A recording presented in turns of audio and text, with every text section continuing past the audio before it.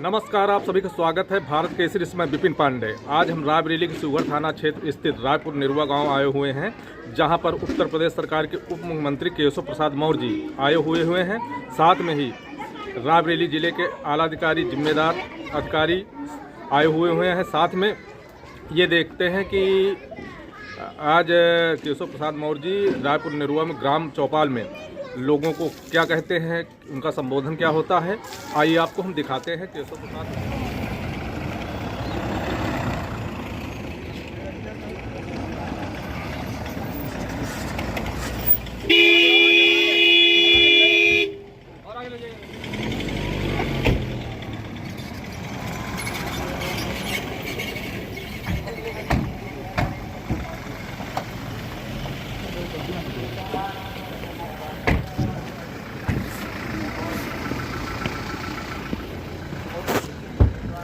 दद्दा दद्दा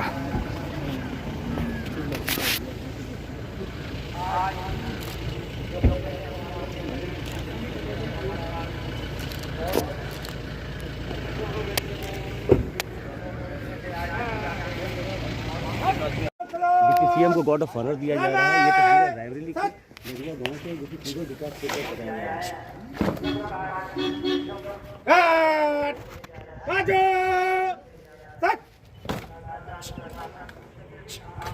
श्रीमान कार्य प्यार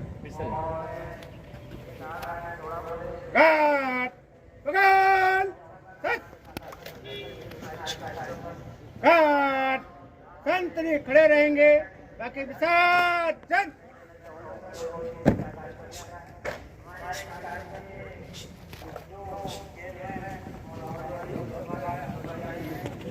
अभी ओपन जिम बनना ओपन जिम में, क्योंकि ओपन जिम जो है निर्माणाधीन है। और यहाँ पर जो है डिप्टी सीएम केशव प्रसाद मौर्य यहाँ के बाद इनका जो दूसरा प्रोग्राम है वो लोगों के साथ बैठ के चौपाल करेंगे। आगे यहाँ से 250 मीटर का चौपाल प्रोग्राम लगाया गया है। तस्वीरें आप देखिए, तस्वीरें सीधा शिवगढ़ के रायबरेली से हैं। शिवगढ़ विकास क्षेत्र का रायपुर निरुआ गाँव है। यहाँ पर जो है डिप्टी सीएम का जो है आज वृक्षारोपण कर रहे हैं। तस्वीरें आप सीधे देख रहे हैं, रायबरेली से हैं। रायबरेली तस्वीरें मैं आपको दिखा रहा हूँ। यहाँ पर जो है भारी जो है पुलिस व्यवस्था है और चाक चौबंद व्यवस्था यहाँ पर मुस्तैद है। जिले के सारे आला अधिकारी यहाँ मौजूद हैं। आप तस्वीरें देखिए, अशोक के पेड़ का वृक्षारोपण किया जा रहा है डिप्टी सीएम केशव प्रसाद मौर्य द्वारा।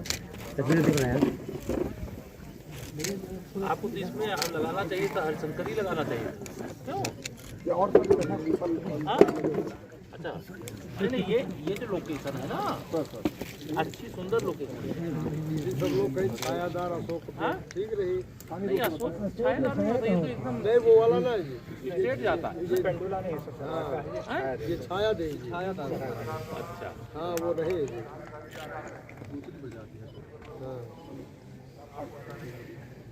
और लगा देना, रहेंगे। मैं समझदार था। देखिए, आप सब जानते हैं, आप सबके आशीर्वाद से ही देश में भी प्रदेश में भी, देश में माननीय श्री नरेंद्र मोदी जी के नेतृत्व में और प्रदेश में आदरणीय योगी आदित्यनाथ जी के नेतृत्व में भारतीय जनता पार्टी की सरकार है। और हमारी सरकार का संकल्प है सबका साथ, सबका साथ, सबका विकास, बिना भेदभाव के। जो गरीब है वो हमारी प्राथमिकता है। जब तक गांव का विकास नहीं होगा, जिले का विकास नहीं हो सकता। जिले का विकास नहीं होगा तो प्रदेश नहीं होगा, तो देश का विकास नहीं हो सकता। अब विकास का रथ जो है तीव्र गति से आगे बढ़ रहा है। आपने भी देखा होगा, अभी मुझे भी दिखाया गया, ओपन जिम बन रहा है। अब ओपन जिम बन रहा है तो इस गांव के जो हमारे बच्चे हैं वह भी अपने को बॉडी बिल्डर बना सकते हैं, अपने को चुस्त और दुरुस्त रखने का काम कर सकते हैं। जो हमारे बड़े बुजुर्ग हैं वह भी उस जिम के अंदर जा सकते हैं। ओपन जिम का मतलब कोई भी जा सकता है। लेकिन अभी जब मैं आ रहा था गांव की ओर, तो रास्ते में एक और जिम मुझे दिखा, ओपन जिम दिखाई पड़ा। वो दूसरी ग्राम सभा है क्या? रामपुर खास, वहां दिखाई पड़ा। ये अच्छा है कि आज माननीय प्रधानमंत्री श्री नरेंद्र मोदी जी के आह्वान पर खेलो इंडिया, मतलब अगर खेलेंगे तो जीतेंगे। अगर हम खेलेंगे ही नहीं तो क्या जीतेंगे, क्या हारेंगे? अगर हमारे शरीर में बल ही नहीं होगा तो हम कैसे आगे बढ़ेंगे? कैसे अपने प्रदेश को, अपने गांव को, अपने ब्लॉक को, अपने जिले को, प्रदेश को, देश को आगे बढ़ा पाएंगे? तो एक ये बड़ा काम है। मैं वहीं पर देख रहा था, मैंने पूछा यहां क्या सामुदायिक भवन बना हुआ? अब गांव की मैंने प्रधान जी से पूछा ये सामुदायिक भवन का उपयोग क्या होता? तो प्रधान जी ने बताया कि यहां पर जो गांव में बारातें आती हैं, उन बारातों को वहां रुकने की व्यवस्था रहती है कि नहीं रहती है? हाथ उठा के बताओ मुझे। यहां चूंकि डीएम साहब भी, सीडीओ साहब भी, एक कभी फ्रेशर आईएएस के रूप में यहां जिले में 3 आईएएस और वह भी महिलाएं, ध्यान रखो सब लोग। अब डीएम भी आपके यहां महिला, सीडीओ भी महिला, और एक का क्या चार्ज है इनको मैडम को? ट्रेनिंग में है ना? तो 3 महिला सशक्तिकरण। प्रधानमंत्री श्री नरेंद्र मोदी जी का एक संकल्प है महिला सशक्तिकरण। अभी मैं स्टॉल इधर देख रहा था। अगर महिलाओं का सशक्तिकरण होगा, उनकी आमदनी बढ़ेगी, उनको स्थान और सम्मान मिलेगा, तो यह जो परिवार रूपी रथ चलता है जिसमें पुरुष कमाए और बाकी सब खाए, अब वह व्यवस्था को बदल करके पुरुष भी कमाई करे और महिलाएं भी कमाई करें। इसके लिए गांव-गांव में समूह का गठन किया जा रहा है। मुझे अंदाजा है कि इसमें कुछ समूह से जुड़ी हुई बहनें हैं, हमारी माताएं हैं। जरा हाथ उठा बताओ कौन कौन जुड़ी हैं? अभी इतने लोग जुड़ी है, बाकी लोग जुड़ना नहीं चाहते कि आप लोग जोड़ा नहीं आपने? अभी 7 लाख समूह उत्तर प्रदेश में महिलाओं के काम करते हैं और आगे आने वाले समय में 10 लाख समूह हम लोग और गठित करना चाहते हैं। तो ऐसा कोई गांव का परिवार नहीं होगा जो जरूरतमंद है। तो अभी मैंने देखा एक बहन अगरबत्ती बना रही है, एक समूह को देखा वो मल्टीडेट, मतलब आटा, पहले तो हम गांव वाले, मैं भी गांव वाला हूं, जो आटा आज बना करके पैक करके यहां पर बेचा जा रहा है। 5 स्टार 7 स्टार होटल में जो लोग जाते हैं, उनको जब ये आटे की रोटी मिल जाती है, जब उन्हें चना का और बथुआ का और साग मिल जाता है, जब बाजरे की खिचड़ी मिल जाती है, तो उनको लगता है दुनिया का सबसे अच्छा व्यंजन यही है, खाना यही है। और पहले तो गांव में गरीब आदमी का ही भोजन है। अब आजकल हम अरे गांव के लोग भी उधर भाग गए, जिधर के लोग उधर से वापस आकर के वह खाना खाना चाहते हैं जिससे हमारे बड़े बुजुर्ग 100-100 साल जीते थे और उनकी आंख की रोशनी को आंच नहीं आती थी। स्वयं पैदल चल करके गांव के एक कोने से दूसरे कोने तक जाते थे, अपने खेतों में जाके काम करते थे। लेकिन आज गलत प्रकार के खान पान से इस प्रकार की समस्या आई।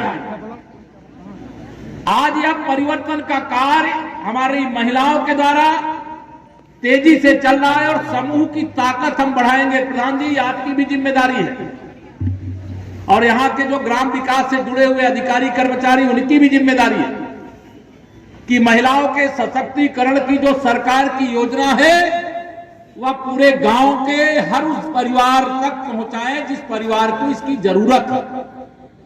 यह चौपाल का जो कार्यक्रम हम लोगों ने रखने का काम किया, इस कार्य के पीछे का उद्देश्य एकमात्र है और वह उद्देश्य यह है कि गांव के अंदर समस्या क्या है।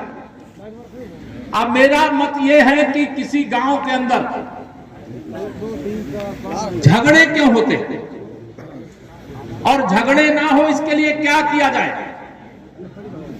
बातचीत आपस में नहीं करेंगे। तो झगड़े किस बात के लिए होते हैं? जैसे गांव में कोई चक्रोड है, अब चक्रोड है, कोई उसमें कब्जा किया हुआ है और कुछ लोगों को उस चक्रोड बन जाए तो उससे जाने आने की सुविधा मिल रही है। तो इस समस्या का समाधान क्या है कि गांव के अंदर जितने भी चकमार्ग हैं उनकी नाप करा दिया जाए और नाप करा करके उसको आवागमन आने जाने के लायक मनरेगा के माध्यम से, अन्य योजना की ग्राम निधि के माध्यम से वहां मिट्टी की सड़क या वहां इंटरलॉकिंग जो भी करना वो कर दिया जाए। तो ऐसे कोई चकमार्ग हैं जो गांव के अंदर कब्जा किए हुए होंगे, नहीं बने होंगे। मैं जिलाधिकारी यहां पर है, आपको यह निर्देश मंच से ही दे रहा हूं कि गांव के हर चक मार्ग का, इस गांव का भी और जिले के अंदर अभियान चला करके उसकी नाप कराइए और नाप करा करके उसे गांव की जनता की सेवा के लिए समर्पित करना, ये सरकार की मंशा है। अब जब चकमार्ग बन जाएगा तो चक्रोड को लेकर के झगड़ा होगा, फिर नहीं होगा। गांव के अंदर तालाब है, अब तालाबों में पहले गांव के लोग, मैं नहीं जानता इस गांव में, मैं देखने नहीं गया हूं, हो सकता है कोई बड़े तालाब भी हो, लेकिन बड़े बड़े तालाब होते थे, लोग धीरे धीरे कब्जा कर लेते हैं।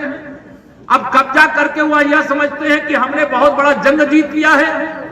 वो ये नहीं समझते हैं कि हम जो कब्जा कर रहे हैं इससे हमारे लिए नहीं बल्कि हमारे आने वाली पीढ़ी के लिए भी पानी का संकट खड़ा होगा। इसलिए हमने सरकार की ओर से निर्देश दिया है कि हर गांव के अंदर जो तालाब की जमीन है उस जमीन को पूरा नाप कराइए। नाप करवाने के बाद उसमें जितना भी क्षेत्रफल है, जितने में तालाब है, वह तालाब, जहां तालाब नहीं है, जमीन अगर खाली है तो वहां पर आप वृक्षारोपण कराइए, क्योंकि पानी के बिना जीवन नहीं है, वन के बिना भी जीवन नहीं है। इसलिए मैं यह भी निर्देशित कर रहा हूं कि यहाँ के हर तालाब की नाप करा करके जो अवैध कब्जे हैं उनको खाली कराइए, और जो गरीब आदमी कहीं उसमें कोई बस गया होगा तो उसके रहने का विकल्प बनाइए, दूसरे स्थान पर हटा करके उनको पहुंचाने के लिए यह व्यवस्था सुनिश्चित करने का मैं यहां खुले मंच से यह निर्देश आप सबके सामने दे करके जा रहा हूं। एक गांव में झगड़ा क्यों और होता है? जल निकासी को लेकर। अब पानी निकालना है नाली, कई बार मैं देखता हूं कि हम सब यहां पर, आप सोचिए, मैं एक उल्लेख इसलिए करना चाहूंगा कि जिस प्रकार से हमारे घर के सामने अगर नाली है, हम अपने घर का सारा कूड़ा बटोर करके नाली में डाल देंगे तो नाली से पानी निकल पाएगा क्या? माननीय प्रधानमंत्री जी ने स्वच्छ भारत, स्वस्थ भारत का संकल्प लेकर के पूरे देशवासियों से अपील किया था कि स्वच्छता केवल सफाई कर्मचारी की जिम्मेदारी नहीं है, हम सब की, पूरे गांव के लोगों की जिम्मेदारी है। स्वयं माननीय प्रधानमंत्री नरेंद्र मोदी जी ने प्रयागराज के कुंभ में सफाई करने वाले कर्मचारियों को कुर्सी पर बैठा करके स्वयं जमीन पर बैठ करके उनके चरण धोने का काम किया था, क्योंकि उन्होंने सफाई करने का काम किया। आज मैं आप सबसे अपील करता हूं, आपके गांव के अंदर अगर कोई नाली कब्जा है तो उसको खाली कराने का काम प्रशासन करेगा, लेकिन उसमें गंदगी ना हो, यह संकल्प आज गांव की चौपाल में आप सब गांव वासियों को लेना। तैयार हो इसके लिए? दोनों हाथ उठा कर तैयार हो? आप सबका मैं अभिनंदन करता हूं। जब तक सरकार बहुत योजना बनावे, लेकिन दोनों हाथ उठा कर सही है कि गलत है? अब ये काम होता है तो माननीय मोदी जी से राहुल गांधी जी नाराज हो जाते हैं, और राहुल गांधी जी की मम्मी भी नाराज हो जाती है, जो आपकी सांसद है। सांसद जी को जानते हैं? कभी देखे कि गांव आई कि नहीं आई? जो देखे जब गांव में जो आई, बताओ आई है गांव में? दोनों हाथ उठा के बताओ, दोनों हाथ उठा के बताओ, आई है? नहीं आई है। अब मैं इसलिए ही बात कह दिया कि गरीब की बात करना अलग बात है और गरीब के लिए काम करना अलग बात है। कांग्रेस ने सदा गरीब की बात किया, गरीब के लिए काम नहीं किया। मैं तो जब रायबरेली राजनीति में आया और रायबरेली और अमेठी जाता था, मेरे दिमाग में भी यानी ये तो राजशाही पूरे देश में 60 साल से अधिक शासन करने वालों का संसदीय क्षेत्र है, यहां तो सोने की सड़कें बनी होंगी। आप याद करिए, राम नरेश जी आज हमारे बीच में नहीं है, जब वो यहां पर विधायक थे, मेरे पास पीडब्ल्यूडी का विभाग था, वो कहते थे मेरे क्षेत्र की सड़कें बहुत खराब हैं।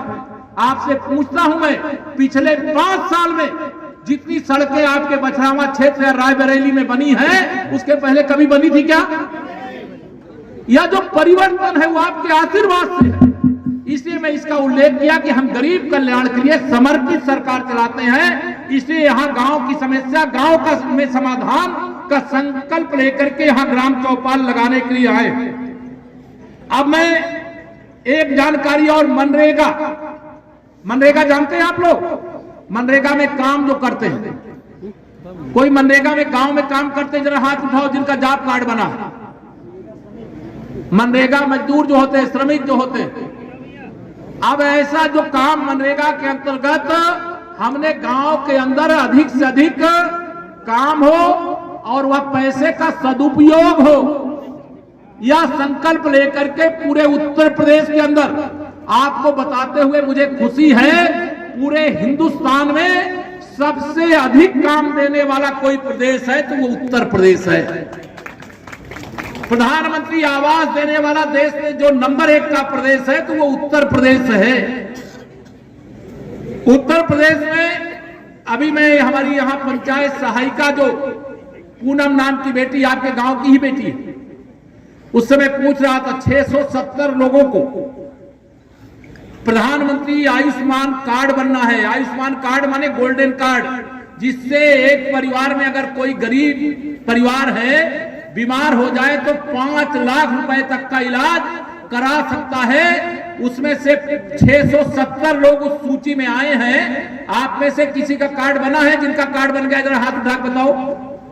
काफी लोगों को बन गया। जिनका नहीं बना उसमें अभी कुछ लोगों का बाकी है।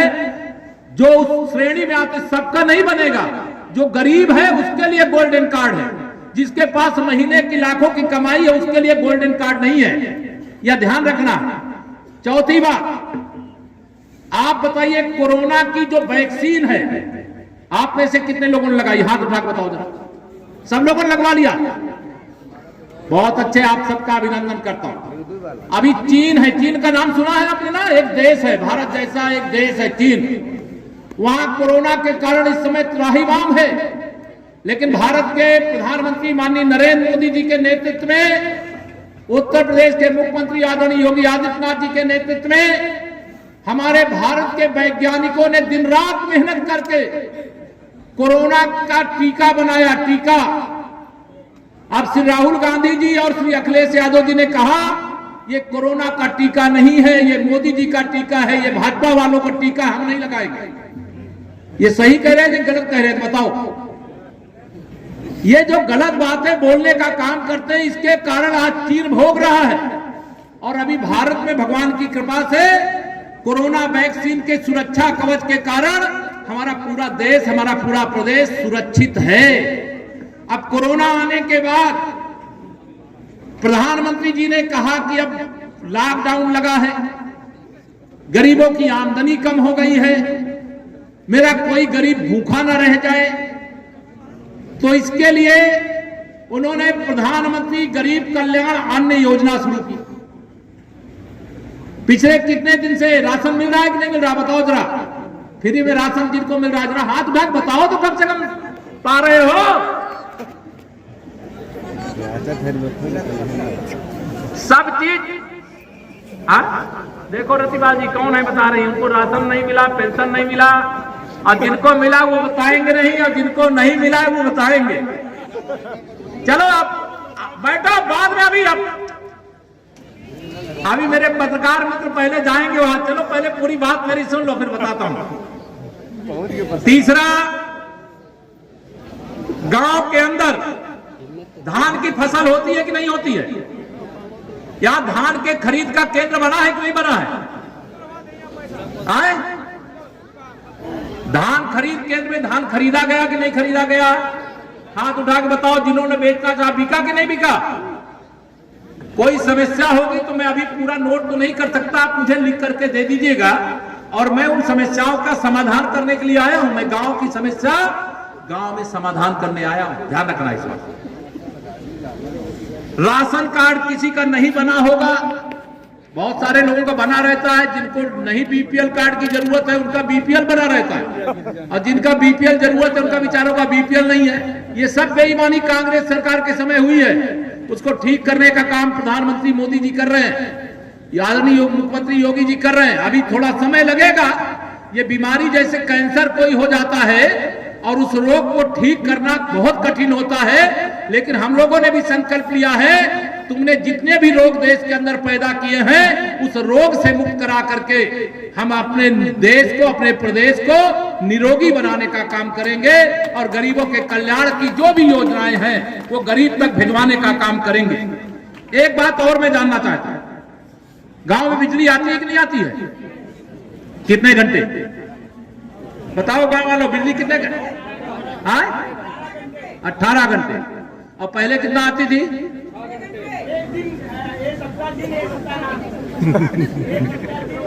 क्या सही है? इधर बता रहे हैं कि पहले एक दिन रात में आती थी, फिर दूसरे दिन में आती थी, ऐसा है क्या?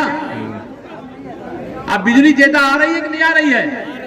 अब गरीब आदमी जिनके घर में आप उधर बाबा मोछा बिजली नहीं आ रही है,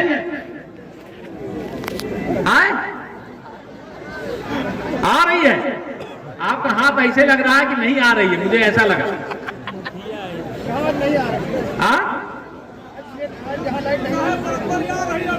आ रही है ना? हाँ ठीक है, बैठो। उधर देखो, एक आपके पीछे दादा खड़े होकर कह रहे हैं नहीं आ रही है। दादा अकेले पड़ गए आप, कनेक्शन नहीं लिए। चलिए, कोई भारत माता की जय। मतलब बिजली आ रही है, पहले से बहुत ज्यादा आ रही है। पहले बिजली आती नहीं थी, ये समाचार था। बिजली जाती नहीं है, ये समाचार था। सही है? गांव के अंदर गरीबों के शौचालय बने, इसके लिए पंचायती राज की ओर से व्यवस्था की गई है। और छुट्टा पशुओं की समस्या बहुत रहती है गांव में समस्या। अच्छा, ये छुट्टा पशु छोड़ता कौन है? आपके गांव के लोग अपने घर में बांधे, गांव के लोग छोड़। एक मेरा निवेदन है आप सबसे, देखिए सरकार ने काफी व्यवस्थाएं की है, लेकिन आप लोग अगर छोड़ते रहेंगे और सरकार उनको रखने की व्यवस्था करती रहेगी, तो छोड़ने का काम अगर आप बंद नहीं करेंगे तो हम रखने की चाहे जितनी भी व्यवस्था करें कम पड़ जाएगी। जब तक दूध दे गैया तब तक आप छोड़ोगे नहीं, और दूध देना बंद करे तो धीरे धीरे आप छोड़ दोगे। सही है कि नहीं? बताओ माता जी लोग। हमें उनका पालन करना है।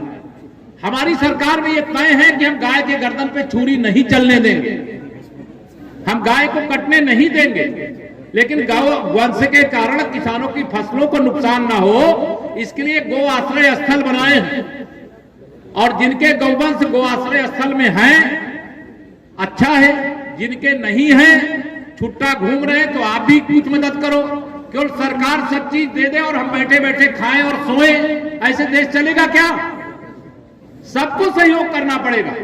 मैंने इसलिए पूछा, ये समस्या है, सरकार लगातार इस समस्या से मुक्ति का प्रयास कर रही है। पिछली सरकारों के समय में हजारों ट्रकों में गाय भैंस लाद करके कटने के लिए भेज दिए जाते थे, और पुलिस आराम से गाड़ियों को पैसा लेकर निकालती थी। लेकिन आज वो काम नहीं हो रहा है। आज हमको संरक्षित करने का काम, आपकी फसल बचाने का काम, लेकिन आप सब छोड़ने की जगह उन्हें गो आश्रय स्थल तक पहुंचाने का काम तो कम से कम किया करो। प्रधान जी के साथ बातचीत करके ये सुनिश्चित करिए, ये आपसे मैं अपील करूंगा। गांव के अंदर हम सब लोग यहाँ पर जो एकत्र आए हैं, ये जरूर कहेंगे, देखिए भारतीय जनता पार्टी की सरकार का मतलब सुशासन है, विकास है, और विकास में पहला विकास गरीब का विकास है। अब यहाँ बहुत सारे किसान होंगे जिनके नाम जमीन होगी, जिनके नाम जमीन है। ऐसे किसान कितने जरा हाथ उठाओ, जिनके नाम से जमीन है, हाथ उठा बताओ जरा, मैं जानना चाह रहा हूं। बस इतने ही लोग हैं जिनके नाम जमीन है। आप लोगों को 2-2 हजार की 3 किस्त प्रधानमंत्री किसान सम्मान निधि के रूप में माननीय नरेंद्र मोदी जी दिल्ली से भेजते हैं, आती है। अब सपा बसपा कांग्रेस वालों की सरकार होती थी तो 100 रुपया में से 15 रुपया तो जिनके लिए भेजा जाता था उनके पास पहुंचता था, और 85 रुपया ये बेईमान बीच में खा जाते थे। मोदी जी ने ऐसी व्यवस्था किया कि आपका बैंक में खाता खुलवा दिया। दिल्ली से भेजे, चाहे लखनऊ से भेजे, और चाहे रायबरेली से भेजे, जितना पैसा आपके लिए भेजा जाता है उतना पैसा आपके खाते में पहुंचता है कि नहीं पहुंचता है? ये बेईमानी रोकने के लिए जो काम हुआ है, इससे बहुत सारे लोग परेशानी में हैं, उनको लगता है उनकी दलाली बंद हो गई। यही बंद करने के लिए तो आप सबका आशीर्वाद हमें मिला, इसीलिए हमारी सरकार आप सबके आशीर्वाद से बनी है। लगातार दूसरी बार प्रदेश में बनी है, लगातार दूसरी बार केंद्र में हमारी सरकार चल रही है और आप सबके आशीर्वाद से 2024 में फिर लोकसभा होने वाला है, फिर माननीय नरेंद्र मोदी जी के नेतृत्व में देश में फिर सरकार बनेगी, ऐसा मैं विश्वास रखता हूं। और लेकिन इस बार मैं जरूर ये चाहता हूं, रायबरेली वाले उस बार अमेठी वालों ने तो दे दिया हमें कमल खिला करके, लेकिन रायबरेली लोकसभा हमारी रह गई। इस बार रायबरेली की लोकसभा भी चाहिए, मैं आप सबसे अपील करके जा रहा हूं।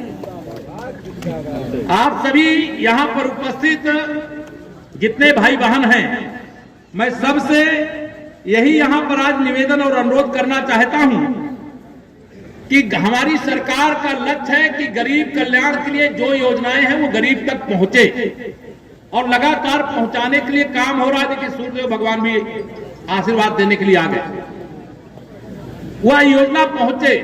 इसी के लिए अभी लगभग 9 लाख उत्तर प्रदेश में प्रधानमंत्री आवास और बनने जा रहे हैं। आपके गांव का भी कुछ लक्ष्य आ गया प्रधान जी, कितना आया है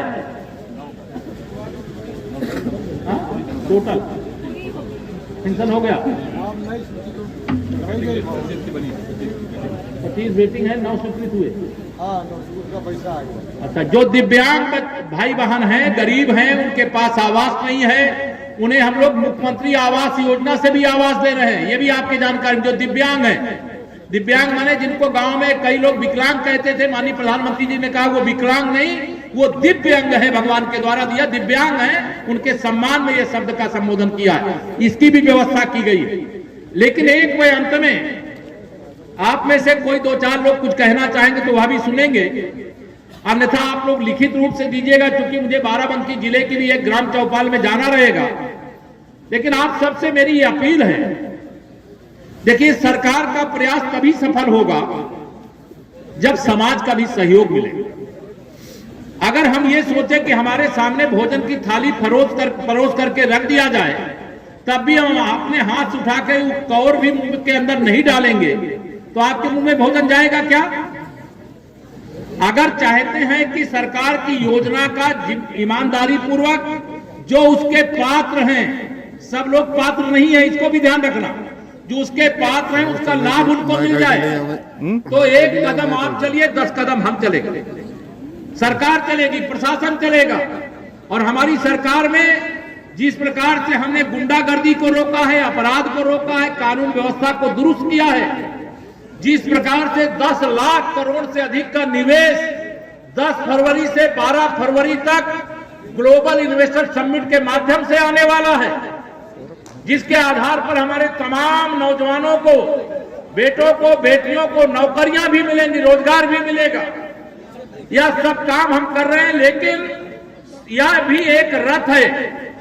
हम ये सब लोग चाहते हैं कि हमको फ्री में राशन मिले, हमको पेंशन मिले, हमको कपड़ा मिले। बच्चे आप बताओ, पहले की सरकारों में जो विद्यालय, शायद में विद्यालय परिसर में होना, यहाँ पे विद्यालय है, जिन गरीब परिवारों के बच्चे या अमीर परिवारों के बच्चे इस विद्यालय में पढ़ते हैं, पहले विद्यालय की स्थिति क्या थी, अब क्या है?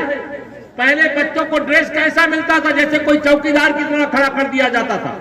लेकिन आज कॉन्वेंट विद्यालय का बच्चा हो और चाहे हमारे प्राइमरी और जूनियर हाई स्कूल का बच्चा हो, उसके लिए सरकार ने ऐसा ड्रेस देने का काम किया है कि हर माँ बाप को खुशी होती है कि मेरा बच्चा भी अच्छा ड्रेस पहनता है, जूता मोजा पहनता है, अगर विद्यालय पढ़ने जा रहा है तो मिड डे मील में भोजन भी करता है। ये सारा परिवर्तन आप सबके आशीर्वाद के कारण हुआ है। मैं आप सब लोगों को आज यहाँ पर यही आह्वान, अपील करता हूँ कि सरकार आपके साथ खड़ी, आप सरकार के साथ खड़े रहिए। हमारे पार्टी के तमाम नेता और पदाधिकारी मंच पर बैठे, हमारे बूथ अध्यक्ष से लेकर के मंडल अध्यक्ष से लेकर के जिला अध्यक्ष बैठे हुए हैं, जिले के प्रभारी के रूप में राज्य मंत्री जी बैठे हुए हैं, यहाँ के पूरे एमएलसी साहब बैठे हुए, आप सब जानते हैं, और भी तमाम हमारे वरिष्ठ नेतागण बैठे हैं। हमारी सरकार का प्रयास है जो हक आपका है वो ईमानदारी से आपको मिले। जो लोग बेईमानी करने वाले हैं उनको हम पकड़ेंगे, उनके खिलाफ कठोर कार्रवाई करेंगे, उनको सजा देने का काम करेंगे। लेकिन आप सब भी ये नहीं कि मेरा फायदा हो जाए तो मैं आप गलत काम करवाने के लिए किसी को रिश्वत दूं। आप भी रिश्वत मत देना, बिना रिश्वत के काम होगा आपका इस समय देश और प्रदेश में डबल इंजन की मोदी और योगी के नेतृत्व वाली सरकार है। हम आपके लिए समर्पित भाव से आज यहाँ पर आए। आप बताइए, इस प्रकार की गांव चौपाल इसके पहले आपके गांव में हुई है क्या? दोनों हाथ में बताइए, हुई है क्या? उत्तर प्रदेश सरकार का कोई मंत्री या उप मुख्यमंत्री कोई कभी आपके गांव में आकर के आपके दुख दर्द को सुना है क्या? सरकार क्या योजना चला रही है उसका स्टॉल लगा हुआ है, मेरे जाने के बाद भी लगा रहेगा। 2-3 घंटे जो आपको जानना है, पूछना है, सीखना है, जान लीजिए, पूछ लीजिए, सीख लीजिए। जिसके जो कार्ड बनने वो कार्ड बनवाइए। किसी को बीमारी किसी प्रकार की है तो जांच के लिए भी स्वास्थ्य विभाग के लोग भी बैठे हुए हैं।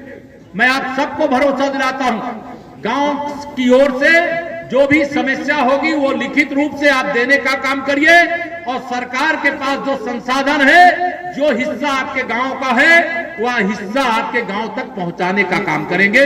या मैं आप सबको भरोसा दिलाते हुए, आप सबसे निवेदन करते हुए, आज यहाँ पर आप इतनी भारी संख्या में एक गांव सभा से एकत्र आए हैं। जगह छोटी पड़ गई है, लेकिन आप सबके उत्साह को मैं नमन करता हूँ। मैं मातृशक्ति से आह्वान करता हूँ, मेरी बहनों, माताओं, बेटियों, आप सबका आह्वान करता हूँ, समूह के साथ जुड़िए और समूह के साथ जुड़ करके अपना कोई ना कोई सामान बनाइए।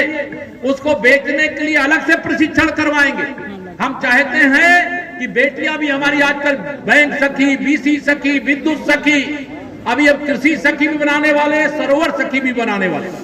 और ऐसी सखियों को जो बनती हैं वो एक एक बेटी मेहनत करके एक महीने में 1-1 लाख रुपया तक भी कमाने का काम करती हैं। अगर आप में से कोई मनरेगा का श्रमिक है तो आपको बैंक जाने की जरूरत नहीं है। हमने व्यवस्था किया है, डीएम साहब, सीडीओ साहब बैठे हुए, यहाँ सारे ग्राम विकास विभाग के अधिकारी बैठे हैं। मनरेगा के श्रमिकों का भुगतान मनरेगा की साइट पर बीसी सखी के माध्यम से करवाना सुनिश्चित करिए, क्योंकि बीसी सखी चलता फिरता बैंक है। अगर आपको पैसा जमा करना है तो भी जमा कराएगी, अगर आपको पैसा निकालना है तो आपके पास जाकर के आपके जमा पैसा निकाल करके देने का काम करेगी। अगर आपने श्रमिक के रूप में श्रम किया है और मनरेगा के श्रमिक के रूप में आपको जो मजदूरी मिलनी है वो मजदूरी देने का काम हमारी बीसी सखी, यहाँ गांव की है कोई बीसी सखी? आप जाती हो मनरेगा साइट में भुगतान करने का काम कर रही हो? जानती है सब महिलाएं तो जानती होंगी बीसी सखियों को, जानती है सब लोग? हाँ सर, देखो कौन नहीं जानता, हाथ हिला दिया कोई। अच्छा बिटिया है, ऐसा बता रहे। चलिए बहुत अच्छा, थोड़ा सबको जोड़ो बेटा, ठीक है, और बढ़िया से काम करो। कुछ लोग मनरेगा वालों को भुगतान करते हो साइड में, बहुत अच्छे। विद्युत सखी कौन है यहाँ पे? विद्युत सखी भी है, बहुत अच्छे। विद्युत बैंक सखी कौन है? बैंक सखी कौन सा बैंक है? बीओबी। अच्छा, यहाँ डीएमएम कौन है? डिस्ट्रिक्ट मिशन मैनेजर आप हो, जरा ठीक करो। यहाँ को मैं देख रहा था स्टॉल उतना अच्छा गांव का नहीं है, ठीक है, सब लोग मिल करके जरा देखो। 1 महीने बाद जरा एक अलग से चेक करके देखो। तीनों महिला अफसर भी हैं और महिलाओं का सशक्तिकरण हम चाहते हैं। सरकार ने योजना बनाई है लखपति महिला, आप लाख रुपए कमाओ, इस प्रकार का की योजना बना करके सरकार। आ जाओ सब बहनी लोग, आ जाओ, एक साथ खड़ी हो जाओ। संदीप, और इधर आ जाओ, तो इधर क्यों खड़ी, इधर आ जाओ, इधर आ। देखो बढ़िया फोटो खींचना, अखबार में यही वाली छपनी चाहिए पत्रकार दोस्तों। महिला सशक्तिकरण में आप सबका भी ग्राम चौपाल का एक ही मकसद है, गांव का विकास होगा, लगा विकास होगा तो देश का और इस विकास के संकल्प के साथ गांव उत्तर प्रदेश के उप मुख्यमंत्री एक साथ लगा लो यार, मैं जाना, मुझे नहीं निकल जाऊंगा। ये तो राम भक्त हूँ, देश के माननीय गृह मंत्री जी ने बताया है कि 1 जनवरी 2024 भूमि पर भव्य मंदिर के निर्माण की प्रक्रिया पूरी होगी।